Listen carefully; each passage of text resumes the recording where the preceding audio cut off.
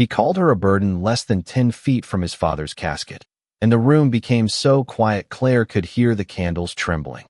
The Whitmore estate had never looked more beautiful or more cruel. White lilies crowded the marble foyer in polished silver vases, their scent clean and heavy, almost too sweet for a house full of people pretending grief had manners. Rain tapped softly against the tall windows, turning the lawns beyond the glass into a dark green blur. Men in tailored black suits stood near the fireplace with half-finished condolences in their mouths. Women held porcelain cups they barely sipped from. Every whisper seemed to curve around Claire Whitmore, as if she were an object someone had forgotten to remove before guests arrived. She stood near the hallway, a few steps away from the framed photograph of Edward Whitmore, the old man smiling in his navy blazer beside the lake house he had loved. In her hand was a single white lily. Not the expensive kind arranged by the florist, but one she had bought herself that morning from a small grocery store 3 miles away, wrapped in brown paper, still damp at the stem. Ryan Whitmore saw it before he looked at her face. His eyes moved from the flower to her black dress, simple and carefully pressed, then to the thin silver chain at her neck. A chain he probably did not remember. A chain his father did. Madison Vale stood beside him in a fitted black coat, her blonde hair smooth beneath the soft glow of the chandelier, one gloved hand resting lightly on Ryan's arm, as if she had already learned where to place herself in photographs. Ryan's jaw tightened, not with sorrow, but with irritation. Claire had seen that expression before, at dinner tables, in courthouse hallways, in the last winter of their marriage when every quiet thing she did seemed to offend him. He stepped closer, just enough for the nearest relatives to hear. "You didn't have to come," he said.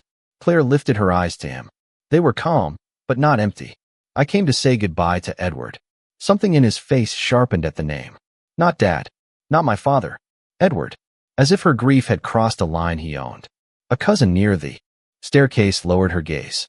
An uncle cleared his throat and looked away. Madison's mouth barely moved, but the smile was there, delicate and practiced.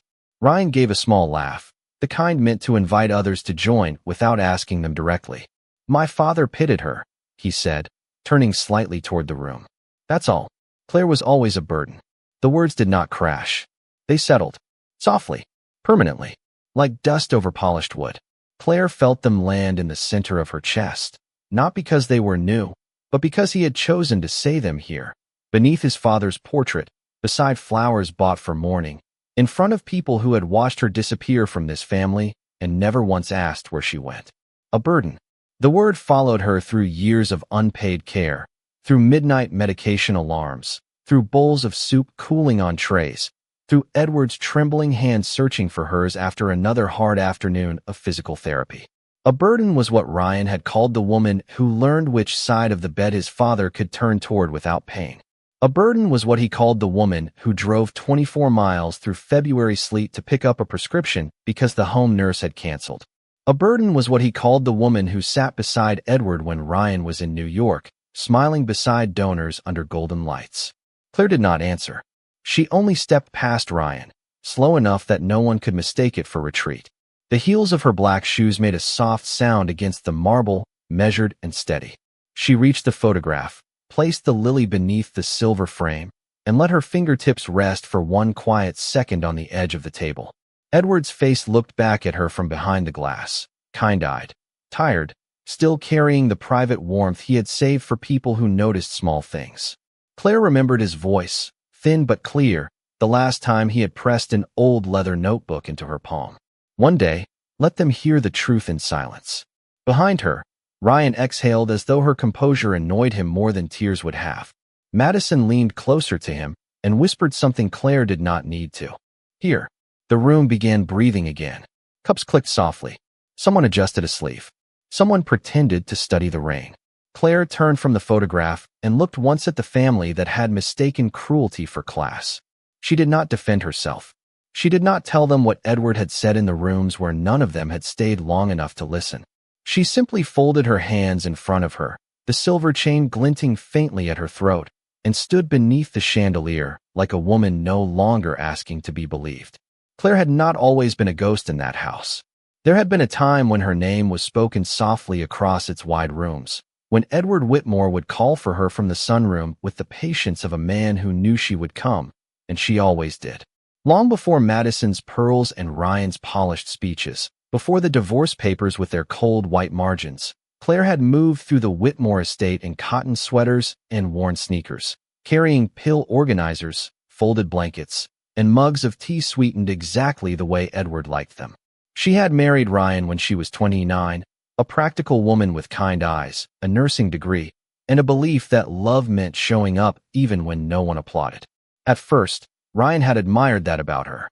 He used to tell his friends she was steady, the kind of woman who could make a rented apartment feel like home with a lamp, a pot of soup, and a few framed photographs on the wall. But admiration changed shape once his last name began opening heavier doors. Whitmore Estates grew fast, and Ryan grew with it, sharper at the edges, more careful about who stood beside him in expensive rooms. Claire did not shine the way Madison would later shine. She did not know how to turn every dinner into a performance. She asked servers their names. She wore the same navy dress twice to charity events. She stepped outside during loud parties to answer calls from Edward's night nurse. Ryan began to notice these things with embarrassment instead of tenderness. When Edward's stroke came on a cold October morning, the whole family arrived in a rush of concern, filling hospital corridors with wool coats, perfume, and promises. They spoke of specialists in Boston, private rehabilitation, the best equipment money could buy. Then one by one, their schedules returned. Their calendars filled. Their visits became shorter, their excuses smoother. Ryan was flying to Chicago, then Dallas, then New York. His mother had been gone for 7 years, and the old estate became too quiet for a man learning to walk again. Claire was the one who stayed. She learned the rhythm of Edward's breathing when pain kept him awake. She kept a small notebook on the nightstand with medication times, blood pressure readings, therapy exercises, and the names of nurses who were gentle with him. She drove 24 miles each way to a rehabilitation clinic because Edward liked the therapist there, a woman named Joanne who made him laugh when his left hand refused to cooperate. On winter mornings, Claire warmed his socks in the dryer before helping him into his shoes. In the afternoons, she read the Wall Street Journal aloud, skipping the articles she knew would make him worry about Ryan. At night, she sat near the window while he slept, watching snow collect along the stone terrace, her own dinner forgotten on a tray downstairs. Ryan saw the tiredness, but not the devotion. He saw the canceled plans, the plain clothes, the way Claire's world had narrowed around his father's care. He called it obsession once, then martyrdom, then dependence.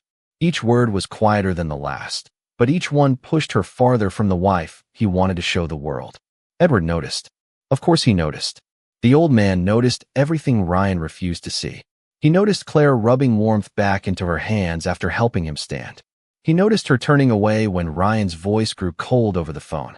He noticed the way she smiled before entering his room, as if kindness itself required preparation. One evening, when rain streaked the windows and Ryan was late again, Edward reached for her wrist with his stronger hand. His voice came slowly then, each word shaped with effort. "You gave this house back its soul." Claire had looked down, blinking too quickly, and told him not to say things that sounded like goodbye. He only smiled, tired and knowing.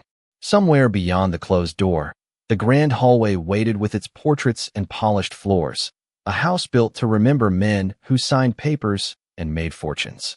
But in that room, beneath the amber light of a bedside lamp, Edward Whitmore understood the truth his son would one day be forced to hear. Claire had never been the weight on the family. She had been the one quietly holding it together. The night Claire left the Whitmore estate, the house did not raise its voice. That was what made it hurt more. No slammed doors, no shattered dishes, no dramatic pleading echoing through the marble halls. Just the low hum of the heating system, the faint ticking of the grandfather clock near the library, and Ryan standing beside the kitchen island with divorce papers laid out between them like a business proposal. Outside, late February rain blurred the windows until the garden lights looked like small, drowning stars. Claire had just come downstairs from Edward's room, carrying an empty water glass and the soft blue blanket he liked across her arm. She had spent 40 minutes helping him settle after a difficult therapy session, easing his frustration with the same patience she had given him for months. Ryan did not ask how his father was. He looked at the blanket, then at her tired face, and his expression closed. "We need to talk," he said, though everything on the counter had already spoken for him. Claire set the glass in the sink. She did not touch the papers at first. Her eyes moved over the thick envelope, the neat tabs, the signature lines marked in yellow. Ryan had always liked documents when feelings became inconvenient. Numbers, clauses, clean margins. They made cruelty look organized. "I filed this morning," he said. "My attorney says it can be simple if you do not make it emotional." Claire almost smiled at that, not because anything was funny, but because there were sentences so empty they could only belong to people who had never stayed awake beside a sick man at 2 in the morning listening for changes in his breathing. Ryan adjusted his cuffs. He was dressed for a dinner downtown, charcoal suit, silver watch, polished shoes that had never crossed a hospital parking lot in the snow. His phone lit up on the counter with Madison's name, and he turned it face down too quickly. Claire saw the motion. She saw the guilt he refused to carry become annoyance instead. "You have been unhappy for a long time," she said quietly. Ryan gave a short breath through his nose. "This is not about happiness. This is about reality. I cannot keep dragging someone through my life who has no direction of her own." The words landed softer than shouting would have, colder than anger. Claire looked toward the back staircase.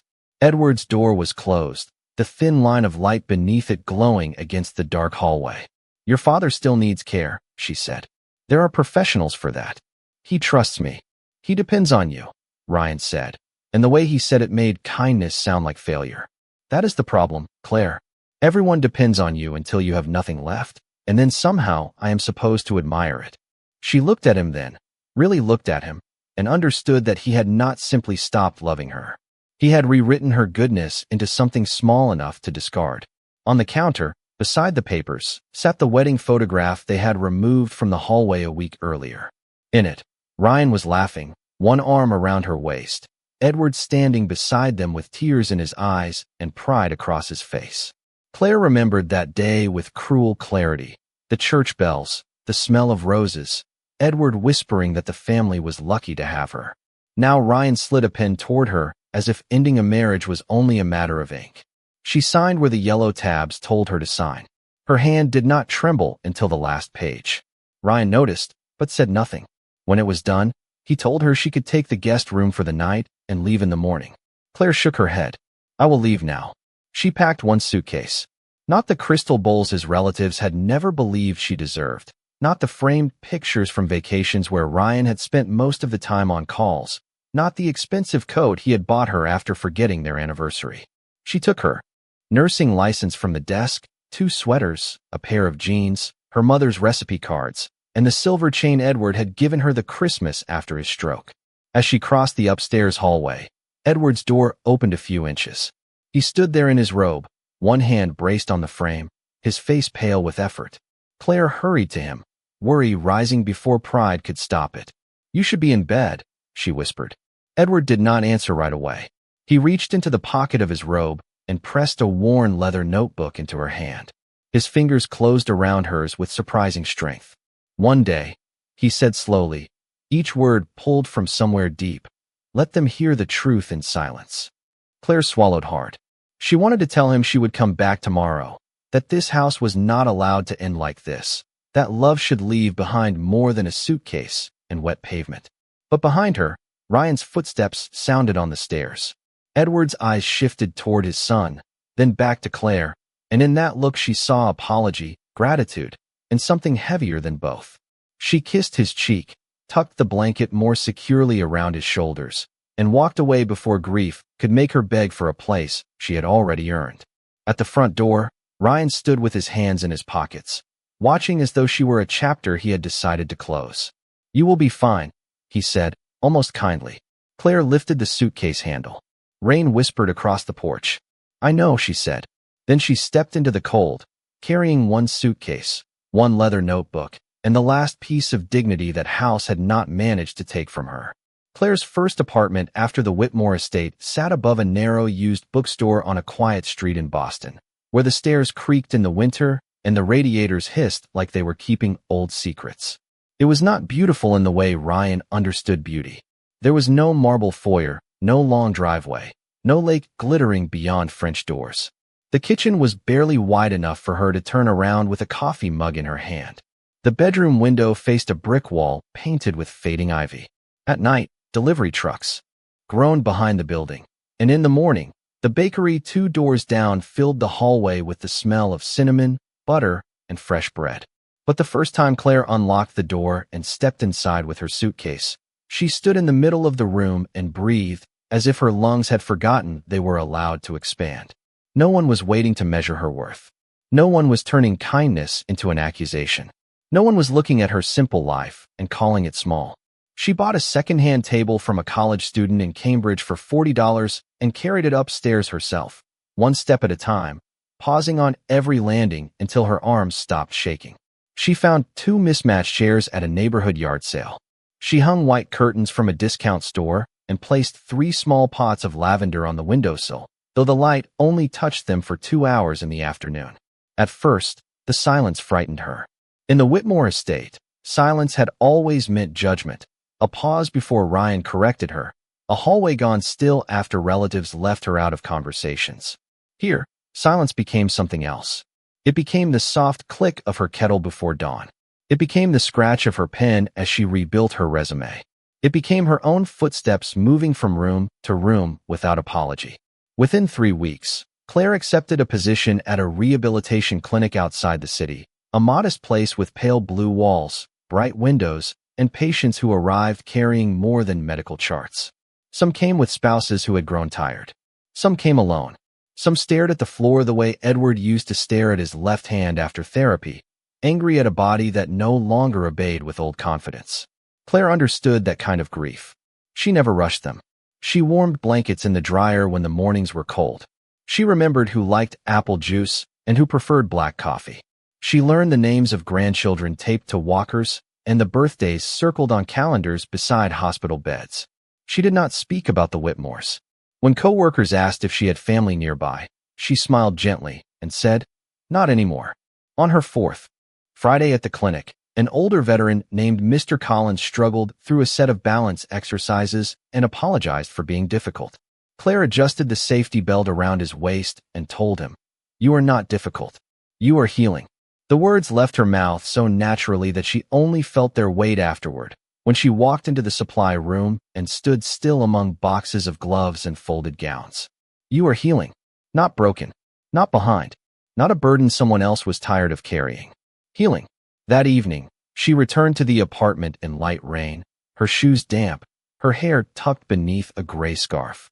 She climbed the stairs slowly, carrying a paper bag with soup from the deli downstairs and a used copy of a gardening book the bookstore owner had left for her on the bottom step.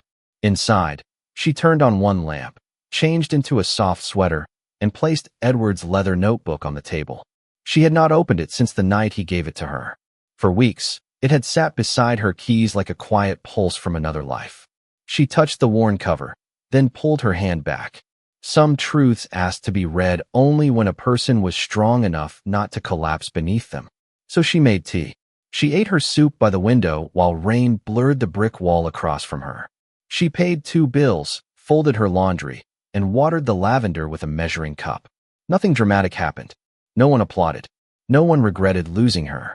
But when Claire looked around the little room, at the table she had carried herself, the curtains she had hung herself, the quiet she had survived long enough to claim, something inside her settled.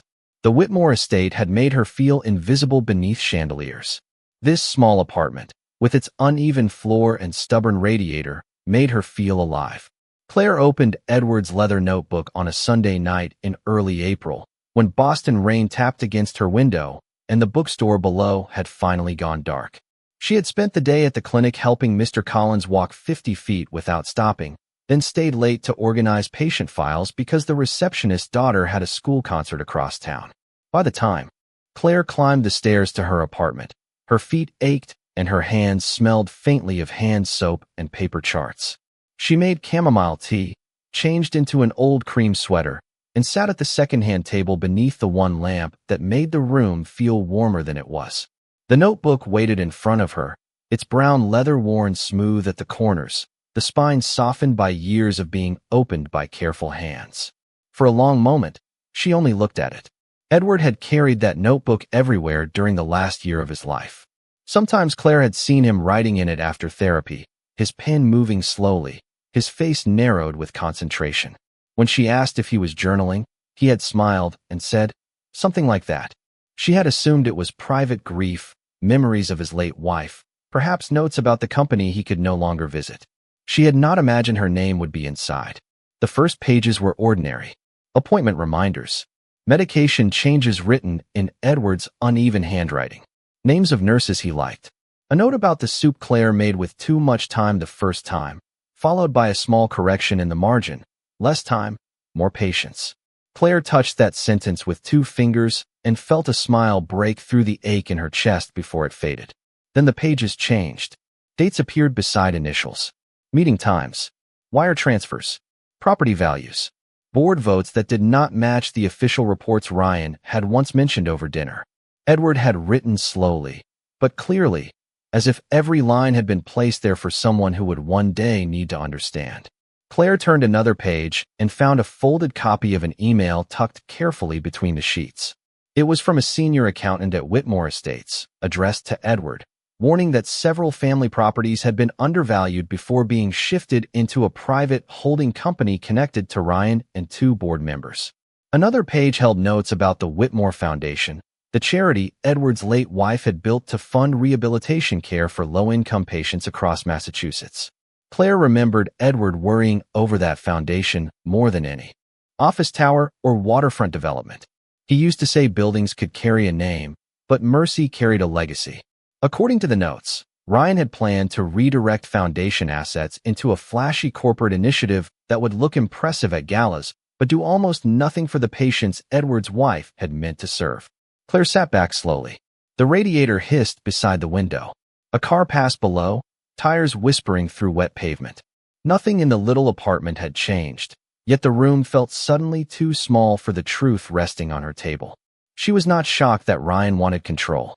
She had lived beside his ambition long enough to recognize its perfume. Expensive, clean, and faintly airless. But Edward had known. He had watched from his room while his son smiled for donors and moved numbers through quiet doors. He had not been confused. He had not been weak. He had been gathering proof. On the final written page, Claire found a sealed envelope taped carefully to the paper. Her name was written across it in Edward's formal hand. Inside was a single note, brief enough that she had to read it 3 times before breathing properly. Claire, if this is in your hands, then I trusted correctly. Do not use this in anger. Use it when the truth can protect what love built. Beneath the note was the business card of Howard Bennett, the Whitmore family attorney, with a private number written in blue ink. Claire folded the letter back along its creases, but her hands remained still over the notebook. In the old life, this discovery would have made her afraid of being accused, dismissed, painted as bitter. Ryan had always been skilled at making her honesty sound inconvenient. But the woman sitting in the small Boston apartment was not the woman who had walked out of the estate in the rain with a suitcase and a broken voice. She had learned the difference between revenge and responsibility. Revenge wanted noise. Responsibility waited for the right room, the right witness, the right moment when no one could pretend not to hear. The next morning, before her shift, Claire stood outside the clinic with coffee cooling in her hand and called the private number. Howard Bennett answered after 2 rings, his voice quiet, unsurprised, almost relieved. Mrs. Whitmore, he said, though the name no longer legally belonged to her. Claire looked through the clinic windows at patients beginning their exercises, at people rebuilding balance one careful step at a time. I have Edward's notebook, she said. On the other end, there was a pause, then the soft sound of a chair shifting.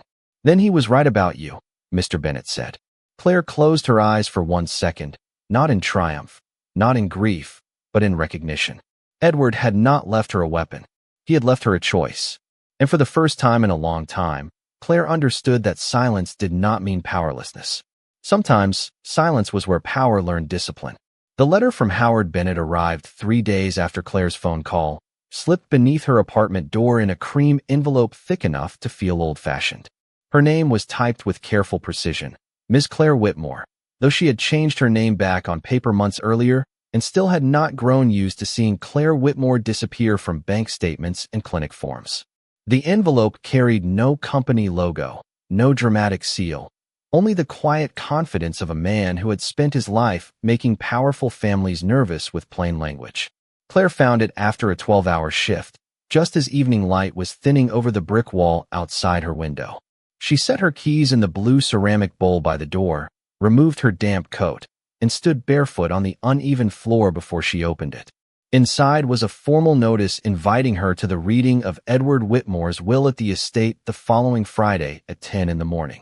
Beneath the printed details was a handwritten note from Mr. Bennet. Edward insisted you be present. Please bring the notebook. Claire read the sentence twice, then lowered herself into the chair as if the small room had shifted beneath her. For months, she had trained herself not to think of the estate as a place that could summon her. It belonged to another life, another woman, another version of herself who had folded napkins in the dining room while Ryan entertained investors, and Edward waited upstairs for someone to remember he preferred his tea without lemon. Yet the paper in her hand did not feel like an invitation. It felt like a door reopening from the other side. Her phone rang before she could place the letter down. Ryan's name appeared on the screen, a name she had not seen in weeks except on legal emails and old documents she had not yet thrown away. She let it ring twice, not out of fear, but because she wanted to hear the apartment around her first. The radiator ticking, a bus sighing at the corner, the faint music from the bookstore below. Her life, modest and real, holding steady before his voice entered it. When she answered, Ryan did not greet her. "Did Bennett contact you?" he asked. Claire looked at the letter on the table. "Yes." A pause followed, clipped and impatient. "You do not need to come." She closed her eyes for a moment, almost able to see him standing in his office downtown, glass walls behind him, tie loosened just enough to suggest pressure rather than weakness. "Edward asked for me to be there." My father was sentimental at the end. The words were polished, but strain showed through them like a crack beneath paint. He was confused about a lot of things. "I am sure Bennett is just being thorough." Claire touched the edge of the envelope. "Then thoroughness should not trouble you." Silence sharpened between them. When Ryan spoke again, his voice had dropped. "Do not turn this into something ugly, Claire." She looked toward the table, where the leather notebook rested beside the letter, both of them still and patient. "I am not the one who taught this family to fear the truth." He gave a quiet laugh, but it did not land. "You always did this. You made yourself sound noble, while everyone else had to be practical. I have a shift in the morning, Ryan. Listen to me." For the first time, his control slipped just enough for her to hear what lived underneath it. Not grief, not guilt, alarm. "If you come, people will talk. Madison will be there. The board may be represented. This is not a place for old emotions." Claire stood and walked to the window. Across the street, a woman in a red raincoat guided a little boy over a puddle, both of them laughing when his boots splashed too high. Such a small thing, and still it felt more honest than anything Ryan had said in years. "You are right," Claire said softly. "It is not." Then she ended the call before he could answer. The next morning, she went to work as usual. She helped Mr. Collins take another careful walk. She changed the batteries in a patient's hearing aid. She ate half a turkey sandwich standing near the staff refrigerator because the clinic was short one nurse and 2 people needed discharge instructions, explained slowly. All day, the letter waited in her locker inside her worn canvas bag. She did not show it to anyone. She did not speak Edward's name. But during her lunch break, she sat in the small courtyard behind the clinic, where early spring sunlight warmed the metal bench, and read Bennett's note again. "Please bring the notebook." That evening, Claire prepared the way she used to prepare Edward's medication trays, carefully, without wasted motion. She took her only black dress from the closet and laid it across the bed. She steamed each crease until the fabric felt clean and simple. She polished a pair of low black heels, not new, but dignified, from a small box on the dresser. She lifted the silver chain Edward had given her, the one with the tiny oval locket engraved with his late wife's initials. He had said Eleanor would have liked her. Ryan had rolled his eyes that Christmas morning, but Edward had watched Claire clasp it around her neck with a tenderness that made the room go quiet. Now she placed the necklace beside the dress. The notebook went into her bag last, wrapped in a soft gray scarf so the corners would not bend. Claire slept little that night, but she did not spend the hours imagining victory. She thought of Edward's hand closing around hers in the hallway. She thought of the foundation that carried Eleanor's name. She thought of all the patients at the clinic who would never know that a wealthy family's private decisions could decide whether people like them received care or were reduced to numbers in a report. By dawn, the rain had stopped. Boston looked washed and pale beneath the morning light. Claire dressed slowly, pinned her hair back, and looked at herself in the small mirror above the dresser. She did not see Ryan's discarded wife. She did not see the woman who had left the estate carrying shame that did not belong to her. She saw someone quiet enough to be underestimated and steady enough to be dangerous to a lie. When the car Mr. Bennet had sent pulled up beside the curb, Claire locked her apartment door, descended the creaking stairs, and stepped into the clear morning with the notebook in her bag and Edward's last request resting against her heart. The car turned through the iron gates of the Whitmore estate at 9:52 in the morning, and Claire felt the old house appear before she fully looked at it. Some places entered the body before the eyes. The long driveway curved between wet lawns and white dogwood trees just beginning to bloom, their petals bright against the dark spring branches. Beyond them, the stone mansion rose in the clean April light, unchanged and untouchable, with its tall windows, slate roof, and wide front steps washed from the morning rain. Claire sat in the back seat with Edward's notebook resting in her lap beneath the gray scarf, her hands folded over it, as if keeping a promise warm. The driver opened her door, and for one suspended second, she heard only birds in the hedges and the distant whisper of water running through the gutters. Then the front door opened. A housekeeper she recognized from years before stood there, older now, her face softening with a kind of surprise that almost broke Claire's composure. "Mrs. Whitmore," the woman said quietly. Claire gave a small nod. "Hello, Linda." No correction came. Not today. Inside, the estate smelled of lemon polish, lilies, old books, and expensive sorrow. The mourning arrangements from the memorial had been reduced, but not removed. White flowers still stood in tall vases along the foyer, beginning to brown at the edges. Their fading made the house feel less like a museum and more like a place trying to hide its exhaustion. Claire walked past the staircase where Edward had once paused for breath, past the dining room where Ryan had entertained men who laughed too loudly, and into the library where the will would be read. The room was already full. Ryan stood near the fireplace in a dark suit, one hand in his pocket, the other holding a phone he was not using. Madison sat on the leather sofa beside him, dressed in black with a strand of pearls at her throat, her posture elegant enough to look rehearsed. Two members of the Whitmore board occupied chairs near the windows. A cousin Claire remembered only from holiday dinners whispered to another relative and stopped when Claire entered. No one greeted her warmly. No one needed to. Every glance told her where they believed she belonged. At the edge, temporary, included only because some legal formality had made politeness unavoidable. Howard Bennet rose from behind Edward's old writing desk. He was tall, silver-haired, and spare, with wire-rimmed glasses and the calm of a man who had seen greed arrive wearing many different suits. "Ms. Hale," he said, using the name Claire had taken back after the divorce. "Thank you for coming." The room shifted slightly at the name. Ryan looked up then, his expression tightening when he saw the scarf-wrapped notebook in her hands.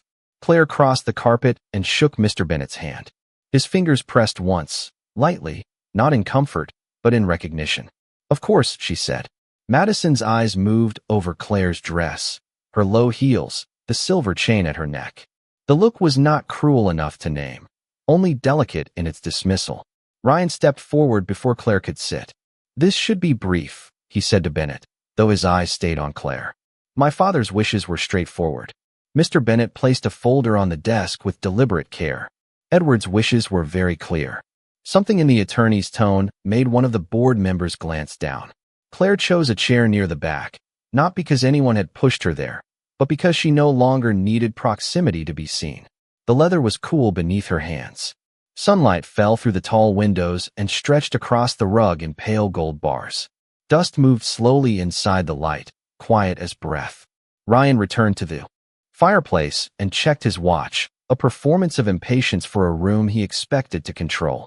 Madison leaned closer to him. "After this, we can still make the lunch at the club," she murmured, just loud enough for Claire to hear. Ryan's mouth curved slightly, the smile of a man accepting a future before it had been handed to him. For years, Claire had watched him behave this way around inheritance, title, reputation, and power, as though the world was a door that had been built to open when he reached it. She did not hate him in that moment. That surprised her. Hatred would have been simpler. Instead, she felt a quiet distance, like standing behind glass, observing a man so certain of his reflection that he had forgotten mirrors could crack. Bennett waited until every chair settled, until the small noises of silk, wool, and nervous breath faded into stillness. Then he opened the folder. The sound of paper turning in that library was almost ceremonial. Claire lowered her gaze to the notebook in her lap. Beneath the scarf, its worn leather edges pressed against her palm. Edward had once sat at that same desk writing birthday cards in blue ink, signing foundation grants, circling newspaper articles he wanted Claire to read aloud. Now his absence filled the room more completely than his presence ever had. Bennett cleared his throat. "We are here to read the last will and testament of Edward James Whitmore," he said. Ryan straightened. Madison folded her hands. The board members leaned in with professional interest, disguised as respect. Claire remained still, the silver locket resting at the base of her throat. Outside the windows, the wet dogwood petals trembled in the breeze. Inside, a family built on certainty waited for paper to confirm what they already believed. And at the back of the room, with Edward's final truth resting quietly in her lap, Claire listened as the first sentence began to change everything. Bennett read the first clauses in a voice so even that it made the silence feel sharper. Edward left personal items to old friends, charitable gifts to hospitals he had supported for decades, and smaller family properties to relatives who nodded with the solemn satisfaction of people receiving exactly what they expected. A lake cabin in New Hampshire went to a nephew who had visited twice a year with fly fishing stories. A collection of antique watches went to a cousin who had always admired them loudly enough to be remembered. Ryan stood near the fireplace with one hand resting against the mantel, his expression arranged into patient respect, but Claire could see the impatience in the set of his shoulders. He was waiting for the real inheritance, the one he believed had always been moving toward him like a crown across a velvet table. Madison sat with her ankles crossed, a small leather planner open on her lap, as if the rest of the day had already been scheduled around Ryan's victory. Bennett turned a page. The paper made a clean, dry sound. "To my son, Ryan Alexander Whitmore," he said, and the room seemed to lean forward. Ryan lowered his chin just slightly, accepting the moment before it arrived. "I leave my personal effects currently held in the master suite, including my books, clothing, and private correspondence, except where otherwise designated." For 1 second, nothing moved. The words were too modest for the room to understand. Madison blinked first. One of the board members shifted in his chair. Ryan gave a short laugh, almost polite. "I am sorry, Howard. Did you skip a section?" Bennett did not look up immediately. "I did not." Ryan's smile thinned. "Then continue." Bennett placed one hand flat on the document. "I will." He turned another page, slower this time, and Claire felt the notebook beneath her hands grow heavier, as if Edward's truth had weighed after all. "To Claire Eleanor Hale, formerly Claire Whitmore, I leave 51% of the voting shares of Whitmore Estates, including full authority to approve or suspend executive restructuring, asset transfers, and foundation allocations for a period of no less than 5 years. The library did not erupt. It emptied. Sound left first. Then color. Even the dust in the sunlight seemed to stop moving. Ryan's hand fell from the mantel. Madison's planner slid a fraction of an inch down her lap. The cousin near the window parted her lips, but said nothing. Claire remained seated at the back of the room, her fingers still folded over the scarf, her face pale but steady. Bennett continued, each word careful, each sentence placed like a stone in a path Edward had built long before anyone else saw it. "I also leave to Claire Eleanor Hale the Whitmore Estate residence in Concord, Massachusetts, not as a trophy, but as a trust, to be maintained or sold at her discretion, with proceeds, if sold, directed first toward the Eleanor Whitmore Rehabilitation Fund." Madison's eyes moved quickly to Ryan, searching his face for the confidence she had borrowed from him. Ryan stared at Bennett as if the attorney had spoken in a language designed to insult him. "That is not possible," he said. His voice was quiet, which made it more dangerous to the image he was trying to preserve. "My father would never do that." Bennett removed his glasses and folded them once. Your father did do that. Ryan took one step forward. He was ill. He was examined twice by independent physicians within the required period. Both affirmed his legal capacity. Then he was influenced. The accusation traveled across the room and landed near Claire without quite touching her. For the first time since entering the library, she lifted her eyes fully to Ryan. She did not look wounded. That unsettled him more than anger might have. Bennett opened a second folder. Edward anticipated that objection. From inside, he withdrew a small digital recorder and set it on the desk. The object looked ordinary, almost fragile, surrounded by mahogany, leather, and generations of family pride. Bennett pressed play. Edward's voice filled the library, thinner than it had been in life, but unmistakably his. If Ryan calls Claire a burden, let this be my answer. Loyalty is heavy only to those who never carry it. She stayed when comfort left the room. She protected my dignity when my own son protected his reputation. I trust her not because she asked for power, but because she never reached for it. Madison looked down. One board member closed his eyes as if calculating what this meant for more than the family. Ryan did not move. Claire felt her breath catch, not from triumph, but from the unbearable tenderness of being defended by someone who was no longer there to see her receive it. The recording continued. The foundation bearing Eleanor's name must remain a place of care, not vanity. Claire will know what that means. She has seen the people this money was meant to reach. Bennett stopped the recorder. The small clicks sounded louder than any raised voice could have. Ryan turned toward Claire then, and for the first time since their marriage ended, he looked at her not as a problem from his past, not as a woman he had discarded, not as a quiet figure he could explain away. He looked at her as the person holding the door to his future. Claire slowly unwrapped the gray scarf from the leather notebook and placed it on her lap, where everyone could see. She did not smile. She did not speak. She simply rested one hand on Edward's final evidence. And in that stillness, the room understood what Ryan had not. The woman he had underestimated had arrived with no need to fight, because the truth had come with her. Ryan did not speak at first. He looked from Bennett to the notebook, then from the notebook to Claire, as if the room had rearranged itself while he was still standing inside it. The library that had always seemed to belong to him suddenly felt formal, public, almost foreign. The shelves, the old brass lamps, the portrait of Eleanor above the fireplace, the desk where Edward had signed birthday cards and business agreements with the same blue pen, all of it stood quietly against him. Madison closed her planner with careful fingers. The sound was small, but Ryan heard it. He turned toward her, searching for the loyalty he had expected to find reflected back, but Madison was already looking at the board members, reading the future with a different kind of intelligence. Power had changed chairs, and everyone in the room knew it.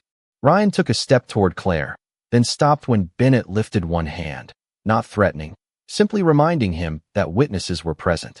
Claire, Ryan said, and her name in his mouth sounded unfamiliar now, stripped of ownership. We should discuss this privately. Claire looked down at the leather notebook resting in her lap. Its corners were worn. One page marker, a faded blue ribbon, slipped from the bottom like a quiet thread of Edward's patience. She stood slowly, and the room followed the movement as if a verdict had risen from the chair with her. There is nothing private about what Edward protected, she said. Her voice was not loud. It did not need to be. Bennett moved to the side of the desk, and Claire crossed the carpet with the notebook held in both hands. For years, she had carried trays, blankets, medication lists, and apologies that were never hers to carry. Now she carried paper, ink, and the kind of truth that did not require decoration. She placed the notebook on Edward's desk in front of Bennett. I would like an independent audit of Whitmore Estates and the foundation accounts, she said. One board member lowered his gaze. The other shifted back in his chair, suddenly older beneath the morning light. Ryan's face tightened. You do not understand what that will do. Claire turned to him. I understand exactly what protecting a legacy costs. The words landed with Edward's voice still lingering in the room. Madison rose then, smoothing the front of her black coat. Ryan, she said softly, but there was no tenderness in it, only calculation becoming distance. I think I should give you time with your family. No one corrected her, perhaps because the word family had already become complicated. She walked to the door, her heels quiet on the rug, and did not look back before leaving the library. Ryan watched her go, and for the first time that morning, something like fear crossed his face. Not fear of losing love. Fear of being seen without the life he had staged around himself. He turned back to Claire. "You are making a mistake," he said, but the sentence had lost its old authority. Claire touched the silver locket at her throat, the one engraved with Eleanor's initials. She remembered Edward on a December morning, smiling as she opened the small velvet box. She remembered Ryan rolling his eyes, already tired of tenderness he could not use. She remembered leaving this house in February rain with a suitcase and shame pressing against her shoulders like wet wool. Then she looked at the man who had mistaken her silence for emptiness. "No," she said. "I made my mistake when I believed your opinion of me mattered more than what I knew about myself." Ryan's mouth parted, but nothing useful came out. Bennett closed the will and placed it neatly beside the notebook. "Ms. Hale," he said, "we can begin the necessary filings this afternoon." Claire nodded. She did not smile. Triumph would have cheapened the moment. Edward had not built this ending for applause. He had built it so the right hands could steady what the wrong hands had tried to own. Claire turned toward the doorway. As she passed the fireplace, she paused beneath Eleanor's portrait and unclasped the thin chain from her neck. For a breath, the silver locket rested in her palm, warm from her skin. She walked back to Edward's desk and set it beside the notebook. Not because she rejected what it meant, but because she no longer needed proof that she had belonged. Belonging had never been a necklace, a last name, or a room full of reluctant witnesses. It had been the way she stayed human in a house that rewarded performance. It had been every quiet act no one photographed. At the foyer, Linda waited near the front door, eyes shining but composed. Claire gave her a small nod, and Linda opened the door without a word. Outside, the rain had passed completely.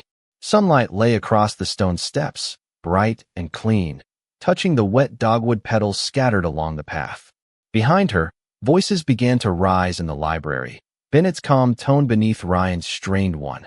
The first sounds of a reckoning Claire did not need to supervise. She stepped into the morning with empty hands. No suitcase this time. No apology.